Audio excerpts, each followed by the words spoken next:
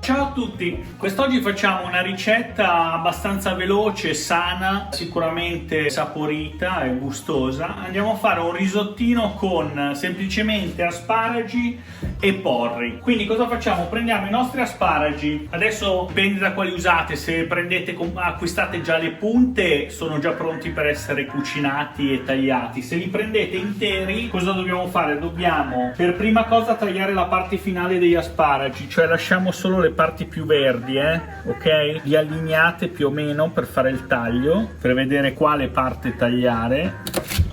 Poi le punte degli asparagi le prendiamo e le mettiamo un attimino nel nostro brodo che è a bollire. Le facciamo bollire per 5 minuti e poi le togliamo. Ovviamente prima vediamo se sono cotte. Queste qua sono ancora da cuocere un pochino, quindi le lasciamo bollire ancora un attimino. Dopodiché le togliamo e le lasciamo un po' croccantine, non troppo morbide, perché le metteremo alla fine del nostro risotto. Poi useremo una parte i gambi degli asparagi per fare insieme ai porri e la cipolla questo nostro soffritto. Poi una parte la prenderemo e ci faremo una crema, mentre il resto, la parte restante degli asparagi e dei porri li useremo per fare il risotto. Allora cosa facciamo? Iniziamo a tritare il porro. Come lo tritiamo? Semplicemente prendiamo il nostro porro, i gambi per il lungo, e iniziamo a farne delle rondelline e voilà. Nel frattempo accendiamo il fornello, iniziamo a buttare la nostra mezza cipolla o uno scalogno piccolo, va bene lo stesso, lo buttiamo nella nostra pentola per fare il soffritto. Quando inizia a soffriggere butteremo anche il porro.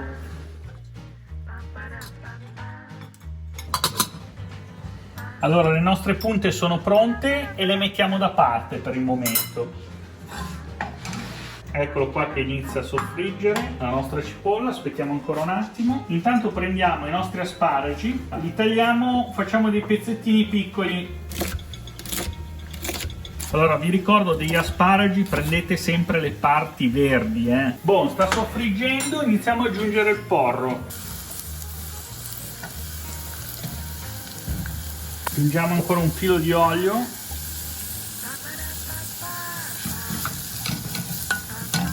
Aggiungiamo i nostri asparagi, diamo una bella girata, prendiamo un po' di sale,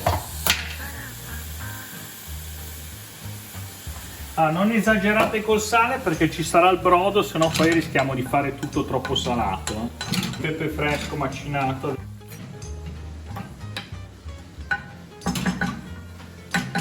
Poi siccome li dobbiamo portare a cottura, perché li dovremo usare anche per fare una parte di salsa, aggiungiamo un po' di brodo. Aggiungiamo un po' di brodo e cosa facciamo? Li copriamo con il coperchio e li facciamo andare per 10 minuti circa. Poi assaggiamo gli asparagi, che sicuramente sono la parte più difficile da portare a cottura.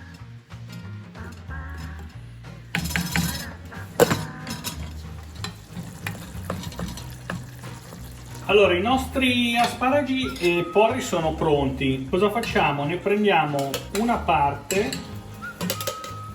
e la andiamo a mettere in un contenitore per mini pinner, ok? Con un po' del succo del brodo che ancora magari è rimasto, ok? Perché almeno esce una bella crema. Lo mettiamo da parte. Nel frattempo cosa facciamo? Facciamo asciugare un attimino a fuoco medio i nostri porri e asparagi.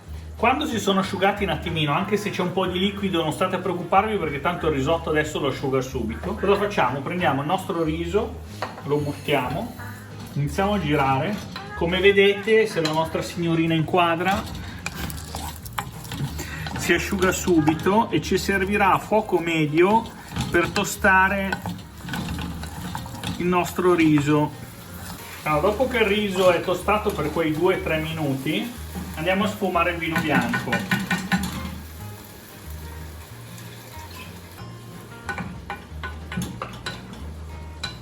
Mi raccomando, solamente quando non sentite più l'odore di alcol intenso vuol dire che il nostro vino bianco è sfumato, andremo ad aggiungere il brodo. Ok, una volta che non avete più l'odore intenso di alcol andiamo ad aggiungere il brodo un poco alla volta. Andiamo a girare un attimino il nostro riso e poi lo lasciamo su per quei classici 15-18 minuti a seconda del riso che utilizzate. Nel frattempo andiamo a fare la nostra salsa. Qua dentro abbiamo versato gli asparagi, i porri, un pochino del brodo, del sugo che era rimasto. Poi andiamo ad aggiungere dell'olio, parmigiano reggiano. Ok, poi andiamo ad aggiungere un po' di prezzemolo, se ce l'avete fresco meglio, se no anche surgelato come faccio io. E poi, perché a noi piace tanto, soprattutto a mia moglie, aggiungiamo anche 2 capperi.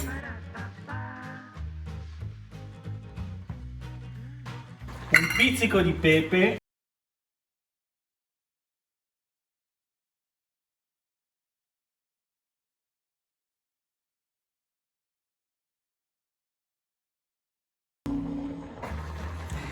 E poi andiamo a prendere il nostro mini pinner. Ora andiamo a controllare il risotto.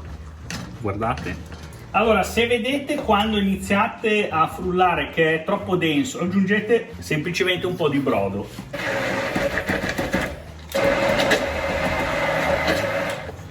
Versate un po' di olio fino mentre tritate per fare una bella crema. Boom. A me non c'era bisogno di aggiungere nient'altro. Allora, la nostra crema è pronta, guardate, vedete? Vedi?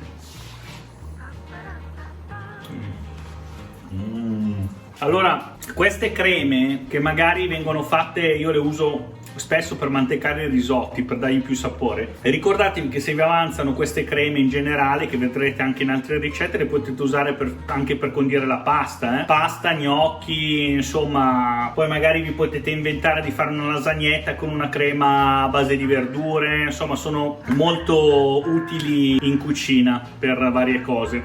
Addirittura quando magari faccio il risotto con la zucca, che avanza la crema alla zucca, cosa faccio? Magari col risotto che rimane faccio delle crocchette e la crema la uso per bucciare le crocchette, è una bontà divina. Niente, ora passate a cottura il risotto e dopo vediamo come mantecarlo. Allora, questo qua sarebbe il nostro risottino già pronto. Se uno vuole fare solo un risotto con gli asparagi e i porri, potrebbe benissimo servire questo, mantecarlo con un po' di formaggio e burro. Ma noi non ci basta, perché noi siamo di più, siamo acquolina in bocca. Quindi cosa facciamo? Allora, primo, prendiamo le nostre punte di asparagi, 2, anzi 4 le teniamo per abbellire il piatto, le rimanenti le buttiamo nel nostro risotto. Lo spostiamo dal fornello, diamo una bella girata. Poi cosa facciamo? Allora, facciamolo riposare un minutino, poi andiamo a prendere un po' di burro, una nuggiolo di burro, e lo mettiamo nel nostro risotto per mantecarlo. Poi, oltre al nostro burro, cosa mettiamo? Venghi, inquadri. Mettiamo un po' di grana, non troppo, perché comunque l'abbiamo già messo nella nostra buonissima salsa. Quindi prendiamo la nostra salsa, iniziamo a metterne 1, 2 bei cucchiai di salsa, poi vediamo 2,5, voilà. Vediamo se aggiungerne delle altre oppure se tenerla per fare una pasta. Andiamo a mantecare il tutto. Mamma mia. Andiamo a assaggiare il nostro risottino.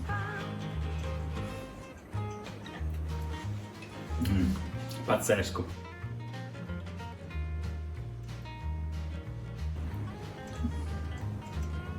Voilà. Guardate, è bellissimo. Trovate che sia bellissimo? È anche buonissimo. Niente, allora il nostro risottino è pronto. Noi ci vediamo alla prossima ricetta. Mi raccomando, mettete mi piace, iscrivetevi e commentate, ok? Alla prossima ricetta. Ciao a tutti.